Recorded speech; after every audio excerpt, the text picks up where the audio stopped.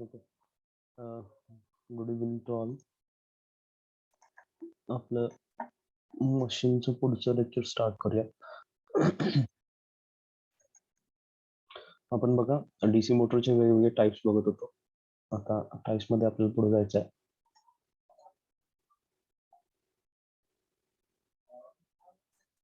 ठीक आहे.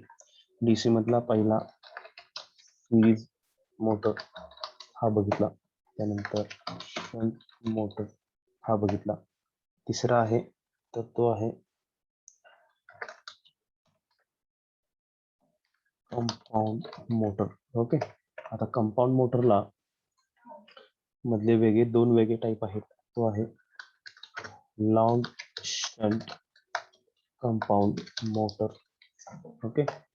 दुसरा आहे short shunt compound motor. Okay. आणि शेवटचा जो टाइप आहे तर तो आहे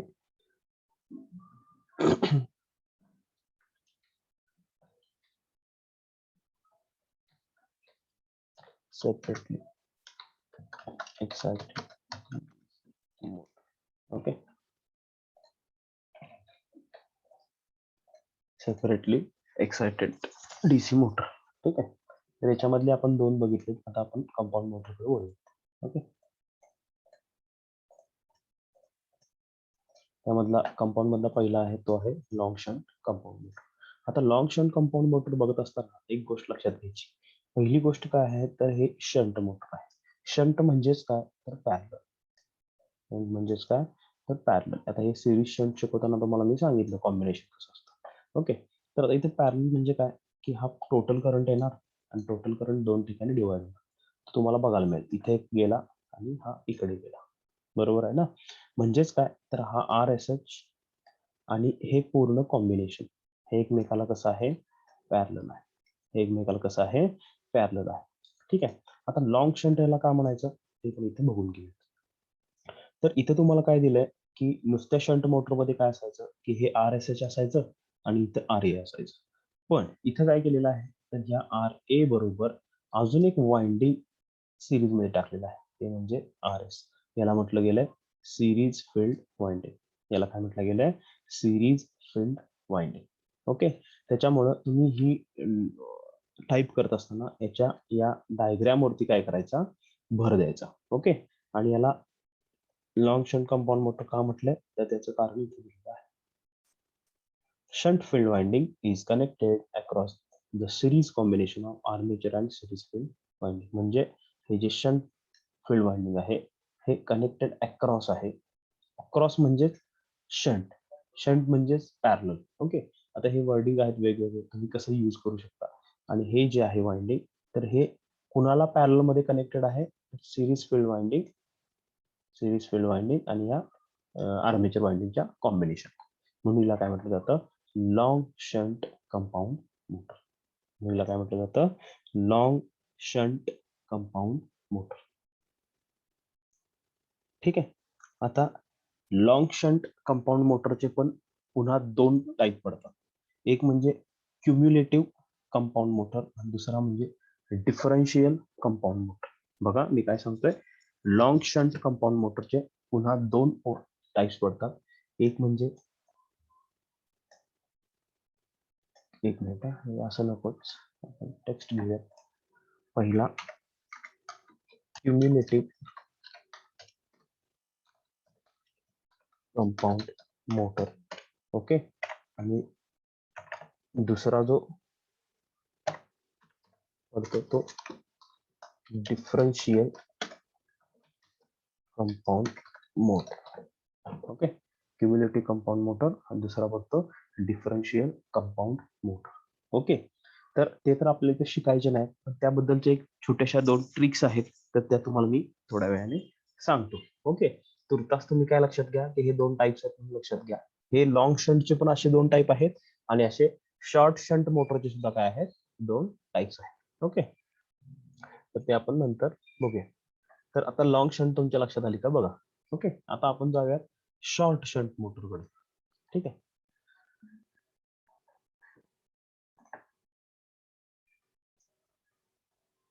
ठीक आहे. आता जाऊयात शॉर्ट. आता इथं पण लक्षात घ्यायचं की हे काय आहे, शंटिंग आहे. याचाच अर्थ काय की पॅरलल असणार आहे. बरोबर आहे ना. पण इथं आपल्याला थोडंसं या वर्डिंग पेक्षा जरा असं वेगळं काहीतरी बघायला मिळतं. आता ते कशा पद्धतीने बघायला मिळतं तर ते इथं बघू. तर बघा सगळ्यात पहिली गोष्ट की इथं इनपुट आहे हे प्लस मायनस. ओके. त्याच्यानंतर हा करंट इथे येतो. हा करंट सगळ्यात पहिल्यांदा कुठे जातोय तर ह्या आर एस कडे जातो. ओके. म्हणजे हे series field winding as it is. पण इथे जर तुम्ही बघितला तर वरती जसं सांगितलंय त्याप्रमाणे हे शंटिंगच आहे. कुणाचं, या फील्ड वाइंडिंगचं आणि ह्या आर्मेचर वाइंडिंगचं. हे दोघं एकमेकाला कसे आहेत, पॅरलल आहेत. पण हे पॅरललचं कॉम्बिनेशन काय केलेलं आहे, या वाइंडिंग बरोबर म्हणजे आर एस बरोबर सिरीज मध्ये टाकलेलं आहे. आर एस बरोबर काय केलेलं आहे, सिरीज मध्ये टाकलेलं आहे. तर हिला काय म्हटलं जातं, शॉर्ट शंट कंपाऊंड मोटर. दोन्ही डायग्राम मधला फरक तुमच्या पटकन लक्षात येईल. तर मी इथं ड्रॉ करतो. बघा ही शॉर्ट आहे, लॉंग शंट मी इथे ड्रॉ करतो. बघा बाजूलाच.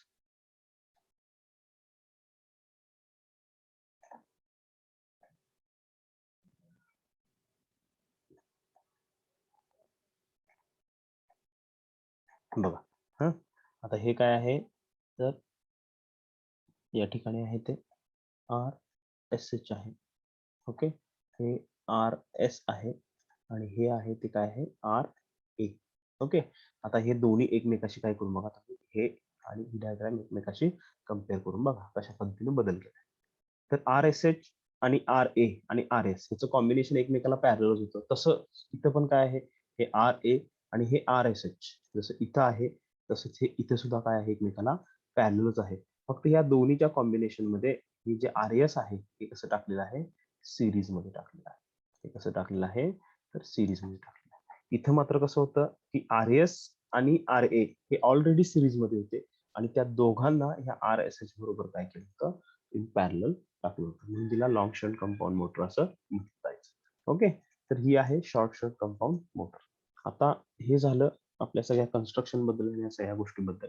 आता आपल्याला खरी गोष्ट शिकायची आहे तर ती म्हणजे काय की याचं ऍप्लिकेशन्स. याचे काय शिकायचे आहेत, ऍप्लिकेशन्स. मी तुम्हाला व्हाईट स्क्रीन ओके सेव्ह करून टाकेल, व्हाईट बोर्ड. ओके. आता आपल्याला सोपं जाईल शिकायला. ओके. तर बघा सगळ्यात पहिल्यांदा त्याच्या आधी मला तुम्हाला काय सांगायचं होतं, क्युम्युलेटिव्ह कंपाऊंड मोटर. ओके. तुम्हाला काय सांगायचं होतं, क्युम्युलेटिव्ह. आता हे फक्त माहित असावं म्हणून माहित करून घ्या, cumulative compound motor. Cumulative compound motor. Okay. आता क्युम्युलेटिव्ह कंपाऊंड मोटर कशाला म्हटलं जातं बघा, की आपण बघतोय की कंपाऊंड मोटर मध्ये काय आहेत, दोन दोन वाइंडिंग आहेत, दोन दोन फील्ड वाइंडिंग आहेत. बघा काय आहेत, दोन दोन फील्ड वाइंडिंग आहेत त्या कंपाऊंड मोटर्स मध्ये. ओके.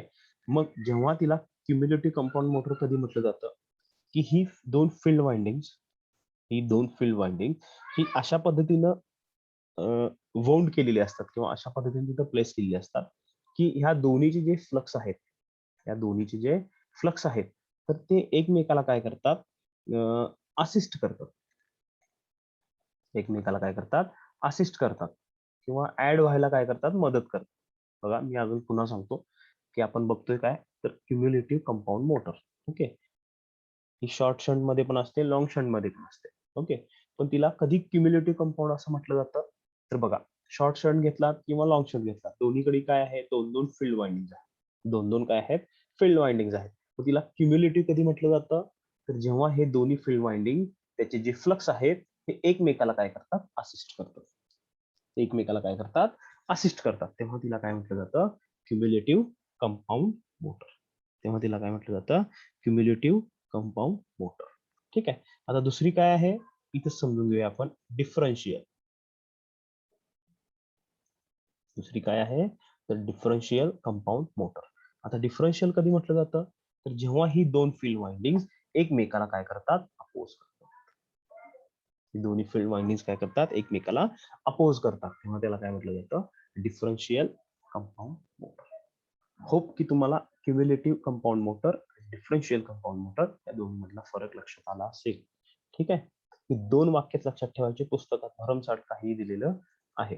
ठीक आहे. आता महत्वाची गोष्ट ती म्हणजे ऍप्लिकेशन्स. महत्वाची गोष्ट ती म्हणजे याचे ऍप्लिकेशन्स. ओके. ऍप्लिकेशन्स बघत असताना आपण सगळ्यात पहिला ऍप्लिकेशन बघायचं आहे, तर ते DC shunt motor. DC shunt motor. ठीक आहे. आता डीसी शंट मोटर मध्ये गोष्ट बघत असताना एक गोष्ट लक्षात घ्यायची की ह्याचे जे ऍप्लिकेशन्स आहेत हे कशावरती ठरतात. तर पहिली गोष्ट म्हणजे टॉर्क, दुसरी गोष्ट स्पीड, आणि तिसरी गोष्ट म्हणजे काय, या दोन्हीचं कॉम्बिनेशन. पहिली गोष्ट टॉर्क, दुसरी गोष्ट स्पीड, आणि तिसरी गोष्ट म्हणजे या दोन्हीचं कॉम्बिनेशन. आता टॉर्क म्हणजे काय, थोडक्यात टॉर्क म्हणजे तुम्ही असं कन्सिडर करा की त्याची स्ट्रेंथ. सध्या काय कन्सिडर करा, टॉर्क म्हणजे काय, तर त्याची स्ट्रेंथ किंवा त्याचा फोर्स, की तो बाबा ऍट अ टाइम किती फोर्स प्रोड्यूस करू शकतो. बरोबर आहे ना. किंवा ऍट अ टाइम किती त्याच्यामध्ये स्ट्रेंथ आहे.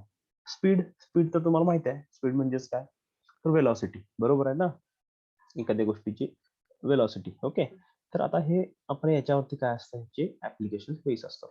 सगळ्यात पहिला आपल्याला बघायचे डीसी शंट मोटरचे ऍप्लिकेशन. ऍप्लिकेशन्स ही माहीत असणं गरजेचंच आहे. तुम्ही सुद्धा इंटरनेटवरती शोधू शकता, जे आपल्याकडे अवेलेबल आहेत तर ती तुम्हाला मी सांगतो. सगळ्यात पहिली गोष्ट lathe machine.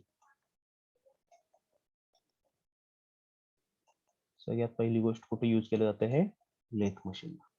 Okay. Lathe machine, lathe machine मध्ये काय केलं जातं, वेगवेगळे वर्कशॉपचे जॉब तयार केले जातात. बरोबर आहे ना. ठीक आहे. दुसरी गोष्ट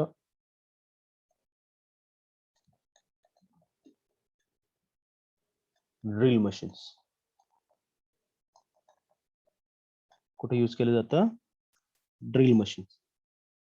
ठीक आहे. तिसरी गोष्ट प्रिंटिंग मशीन्स मध्ये. आता प्रिंटिंग मशीन्स म्हणजे कुठले, तर हे छोटे छोटे प्रिंटर्स नव्हे, जिथं मोठ्या मोठ्या प्रिंटिंग तुमच्या वर्कशॉप्स असतात, त्याला काय म्हणतो आपण, प्रिंटिंग प्रेस असतात. ठीक आहे. तर त्या ठिकाणी हे यूज केलं जातं. त्याच्यानंतर अजून कुठे यूज केलं जातं, ब्लोअर्स असतील किंवा काय असतील, फॅन्स असतील, तर अशा ठिकाणी काय केलं जातं, यूज केलं जातं.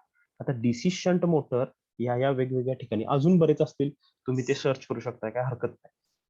आता डीसी मोटर बद्दल अजून एक महत्वाची गोष्ट सांगायची काय, तर डीसी मोटर मध्ये आपण टॉर्क आणि स्पीड, टॉर्क आणि स्पीड हे काय करू शकतो, वाईड रेंजला ऍडजस्ट करू शकतो. टॉर्क आणि स्पीड हे काय करू शकतो, वाईड रेंजला काय करू शकतो, ऍडजस्ट करू शकतो. आणि तुमच्या असं लक्षात येईल की लेथ मशीन असो, ड्रिल मशीन असो, प्रिंटिंग मशीन असो, ब्लोअर्स असो, फॅन्स असो, याच्यामध्ये सगळं काय असतं, टॉर्क आणि स्पीडची काय असते, ऍडजस्टमेंट असते. तर अशा स्थितीमध्ये आपण काय करतो, डीसी शंट मोटर्स यूज करतो. ऍप्लिकेशन 101% तुम्हाला माहित असणं गरजेचंच आहे. ओके. पुढचं सिरीज मोटर. पुढचं आहे ते म्हणजे सिरीज मोटर. आता सिरीज मोटर कुठे यूज केली जाते, तर सिरीज मोटरचे कॅरेक्टरिस्टिक्स असतात. ठीक आहे. की याच्यामधला जो स्टार्टिंग टॉर्क असतो, ठीक आहे, याचा जो स्टार्टिंग टॉर्क असतो हा सुद्धा कसा असतो बघा, याचा जो स्टार्टिंग टॉर्क असतो तर हा खूप जास्त असतो, हाय टॉर्क. हाय टॉर्क पण कधीचा, स्टार्टिंगचा. हाय टॉर्क स्टार्टिंग. बरोबर आहे. आणि दुसरी गोष्ट काय असते, याचं स्पीड जे असते, याचं स्पीड जे असते ते हाय असते. आता याबद्दलचं एक इम्पॉर्टंट वाक्य, डीसी सिरीज मोटर बद्दलचं एक इम्पॉर्टंट म्हणजे खूप जास्त इम्पॉर्टंट वाक्य, की DC series motor, DC series motor no लोडला सुरू करत नाहीत. बघा मी काय सांगतोय, डीसी सिरीज मोटर नो लोडला स्टार्ट करत नाही. कारण याच्यामध्ये काय असते बघा, वाइंडिंग सिरीज मध्ये असते. म्हणजेच काय असते, की तुमचं फ्लक्स जे आहेत हे डायरेक्टली प्रोपोर्शनल टू करंट असतात. बरोबर आहे. म्हणजे जसा फ्लक्स वाढेल तेवढाच करंट जास्त असतो, तेवढंच तुमचं काय असतं, स्पीड जास्त असतं. तेवढंच तुमचं काय असतं, स्पीड जास्त असतं. बरोबर आहे ना?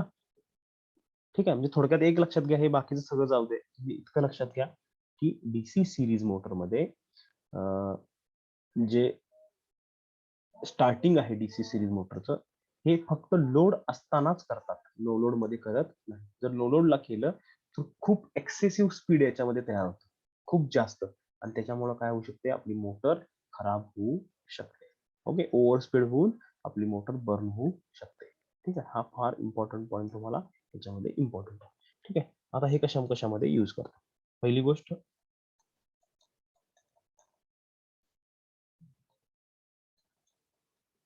इलेक्ट्रिक ट्रेन, जे आपण रेल्वेज बघतो. ओके, तर त्या इलेक्ट्रिक ट्रेन आता आहेत, त्याला खरं तर काय म्हटलं जातं, ट्रॅक्शन सिस्टीम असं म्हटलं जातं. ठीक आहे, तर या सिस्टीम मध्ये काय केलं जातं, त्या डीसी सिरीज मोटर्स यूज केल्या जातात. ओके, पहिली गोष्ट. दुसरी गोष्ट, क्रेन असतात, क्रेन्स, इलेक्ट्रिक क्रेन असतात. ठीक आहे, तुम्ही बघितले असेल क्रेन, शुगर फॅक्टरी मध्ये वगैरे क्रेन असतात बघा उचलायसाठी. ठीक आहे, तर या क्रेन्स मध्ये सुद्धा काय केलं जातं, सिरीज मोटर यूज केलं जातं. ठीक आहे, त्यानंतर ट्रॉली असतील, ट्रॉलीज असतील, किंवा किंवा त्याला आपण काय म्हणतो, ट्रॉली बसेस, ट्रॉली बसेस. ठीक आहे, आता तुम्ही काय करा, तुमच्या क्युरिओसिटीसाठी, ट्राम बसेस, ट्राम बसेस, आता स्पेलिंग बरोबर आहे का नाही माहित नाही मला, ट्राम बसेस म्हणून तुम्ही काय करू शकता, सर्च करू शकता, तुम्हाला इलेक्ट्रिक ट्राम बसेस बघायला मिळतील. त्याच्यावर लक्षात येईल तुम्हाला की मला ट्रॉली म्हणजे काय म्हणायचं. ओके, त्यानंतर कन्वेयर्स, कन्वेयर बेल्ट असतो, बरोबर आहे ना. तर अशा ठिकाणी काय केलं जातं तर ही डीसी सिरीज मोटर काय केली जाते, यूज केली जाते. ओके, बघा लक्षात येते का.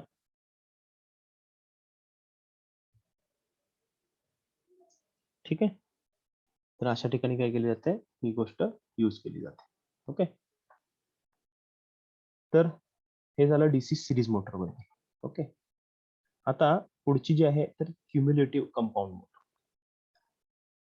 Cumulative compound motor, cumulative compound motor. आता क्युम्युलेटिव्ह कंपाऊंड मोटर मध्ये पण काय असतं की खूप जास्त स्टार्टिंग टॉर्क असतो, एकदम हाय, त्याच्यामुळे ते कुठे यूज केलं जातं, इलिव्हेटर्स. इलिव्हेटर्स म्हणजे काय, आपल्या लिफ्ट, बरोबर आहे ना, जे आपण लिफ्ट यूज करतो वर खाली यायसाठी, त्यानंतर rolling mills, rolling mills. Okay, त्यानंतर थर्ड जे आहे तर ते आहे पंचेस. पंचेस म्हणजे काय, थोडक्यात हॅमरिंग करायचं काम असतं बघा, एक छोटासा पंच असतो, किंवा थोडक्यात त्याला काय म्हणतो आपण, हॅमरिंगच असं प्रकार. ठीक आहे, तर अशा ठिकाणी पण काय केलं जातं, हे यूज केलं जातं पंचेस. चौथं जे आहे ते आहे शियर्स, शियर्स मशीन्स. शियर्स मशीन्स म्हणजे काय, की थोडक्यात कटिंग मशीन. शियर्स मशीन म्हणजे काय, कटिंग मशीन. अशा कटिंग मशीन मध्ये पण हे काय केलं जातं, यूज केलं जातं. ओके, आणि सगळ्यात शेवटचं म्हणजे काय, प्लेनर्स मध्ये, प्लेनर मशीन्स मध्ये. आता प्लेनर मशीन म्हणजे काय, त्याच्यात सोपं उदाहरण काय, जे आपल्याला फरशी कटिंगचं मशीन असतं बघ, तर ते कसलं मशीन असतं, त्याला प्लेनर मशीन असं म्हटलं जातं टेक्निकल लँग्वेज मध्ये. ओके, तर अशा ठिकाणी काय केलं जातं, ह्या क्युम्युलेटिव्ह कंपाऊंड मोटर्स यूज केल्या जातात. आता राहते कुठली, तर डिफरन्शियल कंपाऊंड मोटर, राहते कुठली, डिफरन्शियल कंपाऊंड मोटर. ठीक आहे, आता डिफरन्शियल कंपाऊंड मोटर जी काय आहे, तर त्याचं काय होत जातं, की त्याचं जसं जसं आपण लोड वाढवत जातो, जसं असं काय करत जातो, लोड वाढत जातो, तसं तसं त्याचं स्पीड सुद्धा काय होत जातं, वाढत जातं, आणि ती मोटर काय होते, अनस्टेबल होते. ती काय होते, अनस्टेबल होते. त्याच्यामुळं प्रॅक्टिकल मध्ये डिफरन्शियल कंपाऊंड मोटर यूज करत नाही. प्रॅक्टिकल मध्ये डिफरन्शियल कंपाऊंड मोटर कुठेही यूज करत नाही. तर अशा पद्धतीने आपला डीसी मोटर्स हा छोटासा चॅप्टर काय होतोय, संपतोय. आपण पुढच्या लेक्चर पासून FHP मोटर्स जरासं पाठीमागं ठेवतोय, आणि आपण कुठला स्टार्ट करतोय, तर protective devices and switch gear. Okay, सगळ्यात सोपा, सगळ्यात इझी आपल्याला समजणारा असा तो चॅप्टर आहे. एक 3-4 लेक्चर मध्ये संपून जाईल. ओके.